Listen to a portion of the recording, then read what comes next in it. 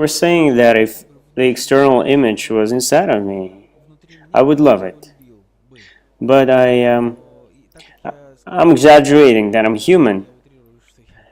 And if that image is inside, then a person justifying it and treating it as something good. But when the image is or object is outside, he's looking for flaws in it. But sometimes we know that a person criticizes his internal things as well. He has twinges over them. That is if he suffers from them. If they cause negative emotions in him. Otherwise, no. You mean that? Well, somebody told me that I have ugly ears. I'm suffering because I was just told so. That means that ever since I don't tolerate my ears very well. I don't like them anymore. As an example, you following? And so on. I'm a lop-eared like that, and that's all.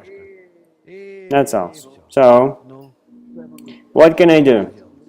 Meaning, someone imposed on me that kind of attitude toward myself. Otherwise, I wouldn't have questioned it. Look at how mother relates to her child. He can be the worst looking child on earth, but it's hers. And there can't be any, she's not seeing in him any ugliness because of love. All transgressions are covered with love. That's all. But if I begin to suffer, then the object of my suffering from beloved or neutral gradually turns to hated. That's how people gradually turn from loving to hating.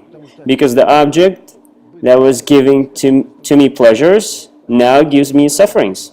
For that reason, my love to him transforms into hatred.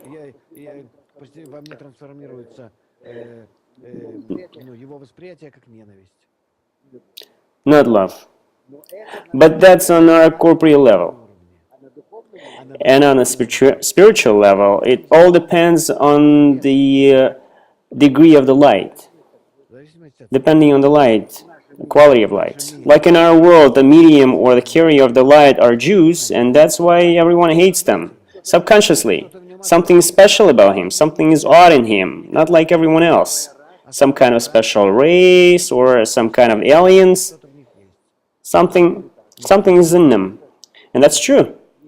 Because Nitsuts, a little fraction of spark, exists in him, and it's opposite to egoism of ordinary person.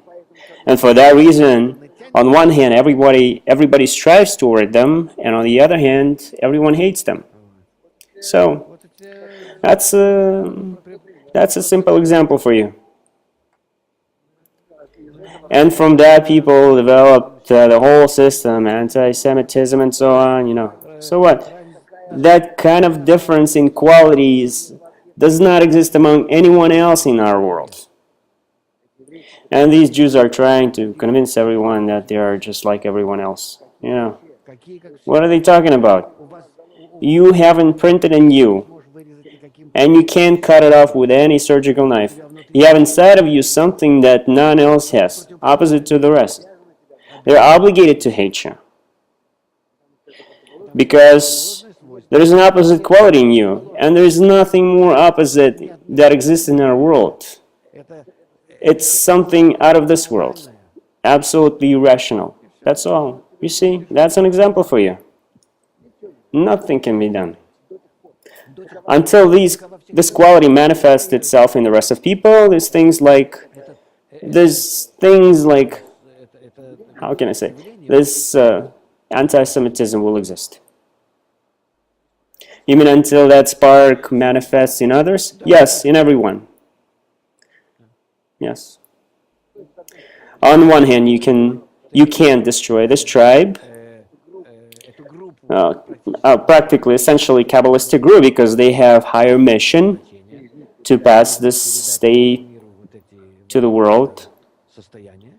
this higher state, you can destroy them. On the other hand, until they don't actualize their mission, which in most cases they don't know about themselves, anti-Semitism will not disappear, meaning hatred toward this quality will not go anywhere. You must turn this quality into opposite.